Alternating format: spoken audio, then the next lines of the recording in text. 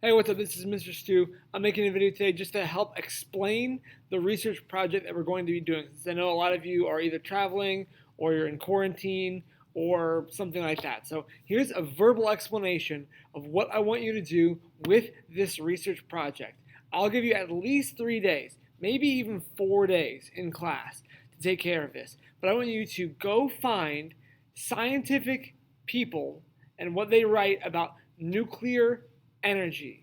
That's energy that comes from nuclear fission, which is splitting the atom. There's lots of nuclear power plants around. There's one even that's pretty close to us. So I want you to do some research and make your own opinion. Not what your parents think, maybe not even what I think. As long as it's supported by research, you can't be wrong. So there are two kind of sides to this argument, but there's a lot of factors that go into play here. One is it safe? So there's a few of these places where an accident happened. Chernobyl's one to look up. 3 Mile Island's another one. Fukushima Daiichi. All of these are nuclear disasters, are places where the nuclear power plant melted down and what that fallout was. Now, that question of is it safe is also impacted by how often those disasters happen, and the answer to that is not very often. So safety is a big concern, but that one aspect kind of has two sides to it. Is it safe? Well, some of these accidents have happened, but they don't happen very often. So it's kind of like, where do you come down on the safety issue?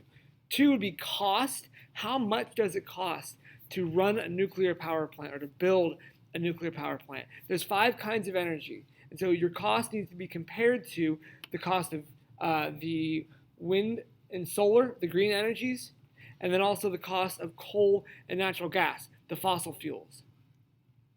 Pollution is another part. So we have cost, we have safety, we have pollution is another big problem too, because nuclear power plants don't make greenhouse gases, so they're good for global climate change, but they also make nuclear waste, which, where do you store it, what happened there? There's a lot of questions that go into the byproducts of nuclear power plants and how they impact the environment. So safety, cost, environment. Those are like your 3 big categories here. But I want you to do some research. And when I say research, I don't mean going to some web forum run by, patriotsforamerica.com where Joe Schmo can get on there and say he hates nuclear power because he saw some crab get cancer once. That's not a reliable source.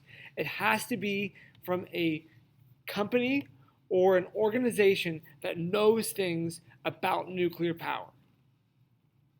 So you can also find news sources. There was also some corruption that just happened this last year where the power plant near us, Davis-Besse, got money from the government, but the politician that made that happen, his name is Larry Householder, took money from the power company to make that happen. So they gave him like millions of dollars, and he gave them billions of government dollars. So it's really corrupt what happened there. That's just happened last year. It sounds like a bad movie, but it just happened.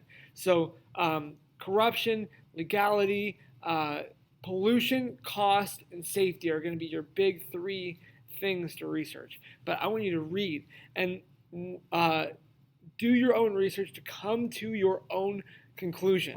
I can tell you there's only been 3 nuclear disasters, but that in history that have had a big impact. But that doesn't necessarily mean I want to live next door to a nuclear power plant. So there's a lot of factors that go into play.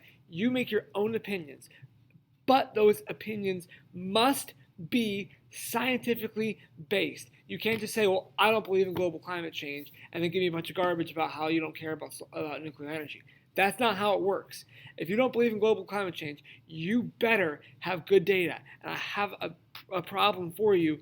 It doesn't exist.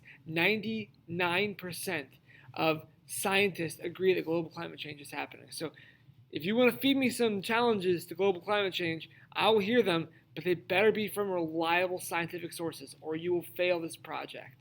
So you need to give me real science, real journalism, real science. So here's what I want you to do. The conclusion is right here. I want you to go to this spot after you're done with all of your research and type your answer to this question. Should we use nuclear power? And that yes or no question should be based on your research. And here's what I want you to sum up your research. You need to give me 5 reasons why nuclear power is good, why we should use nuclear power, and then also 5 reasons why nuclear power is bad, why we shouldn't use nuclear power. And we're going to have a class debate on Monday, April 5th, I believe is the date. Monday, April 5th. And so when you walk into that room, you're going to need to know how to argue either side. So you're going to need to know why we should or why we shouldn't. Both of those you need to understand and be able to argue for. So 5 reasons here why we should use nuclear power, why it's good. 5 reasons why we shouldn't use nuclear power, why it's bad. The risks, the downsides. And then this would be the benefits or the upsides. So put those in your own words. This first column should be nothing copied and pasted, or even like copied and like changed a little bit. This should be in your own words. If you don't understand it, do not use it. So what is the reason why we should use nuclear power? Then give me a quote that makes you think that. These 2 things should be connected. You shouldn't put reason we should use nuclear power, it's good for the environment, and then put a quote here about how low cost it is. They need to be connected. So give me a quote and then what that makes you think. So this second column right here and this third column should be copy and pasted. This is the text from your source, so just find the sentence that makes you think this, and this should be the URL from the web page you found it on. And then this is you putting the quote in your own words. Not changing a couple things, but drawing a conclusion. So if your quote says, only 6 people have died from nuclear power in the past 25 years, that's your quote. Give me your source for that quote here, and then in your own words, that reason means it's safe. So the quote is, only 25 people have died, and then reason in your own words would say, it is a safe form of energy. All of these, this column and this column, should be complete sentences. The second column is copy and pasted. The first column is you drawing a conclusion in your own words. I'll say it one more time. First column is your conclusion in your own words. Second column is a copy and paste from a website or from an article that is a good source, not a forum, not Joe Schmo's opinion on nuclearpower.com. No, this is some research organization, maybe the EPA, maybe an organization that looks at the safety of nuclear power, some organization or reputable website, so a news source. And again, even news sources can be biased. There are some news sources that are run by people who want to shoot down nuclear power. So it has to be a good source. So quote, source, and then put it in your own words. Same thing. Same thing on the shouldn't side. So reasons why we shouldn't use nuclear power, or maybe what scares you about it, or what things you found that concern you. And then, I should have switched these. I switched the columns. My bad. You're going to have to fix this too. There's 3 aspects.